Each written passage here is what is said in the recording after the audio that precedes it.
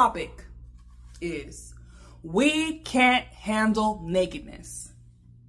Okay? Us humans in today's society, even a bit in the past, we can't handle nakedness. Today, okay? What was our perception of ourselves being nude or currently? Why is our perception the way it is?